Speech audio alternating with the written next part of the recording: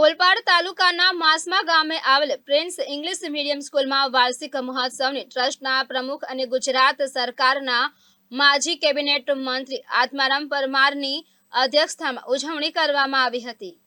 સુરત ઓલપાડ મુખ્ય માર્ગને અડીને આવેલા માસમા ગામે શ્રી M.L. પરમાર ચેરિટેબલ ટ્રસ્ટના પ્રમુખ અને ગુજરાત સરકારના માજી કેબિનેટ મંત્રી આત્મારામ પરમાર દ્વારા ઓલપાડ તાલુકાના ગરીબ પરિવારના બાળકો પણ ઇંગ્લિશ મીડિયમનું શિક્ષણ મેળવી રહે તે માટે આજથી 20 વર્ષ અગાઉ એક ઇંગ્લિશ મીડિયમ શાળાની સ્થાપના કરવામાં આવી હતી, જે શાળા 21મા વર્ષમાં મંગળ પ્રવેશ કરતા દર વર્ષની જેમ આ વર્ષે પણ બાળકોની સુષુપ્ત શક્તિ બહાર લાવવાના ભાગરૂપે શાળા દ્વારા વાર્ષિક મહોત્સવનું આયોજન કરવામાં આવ્યું હતું, જેમાં શાળાના તમામ બાળકોએ ભાગ લીધો હતો અને અવનવી કૃતિઓ રજૂ કરી હતી, જેને જોઈ સૌ કોઈ મંત્રમુગ્ધ થઈ ગયા હતા। સાથોસાથ તેજસ્વી તારલાઓનું સન્માન પણ કરવામાં આવ્યું હતું।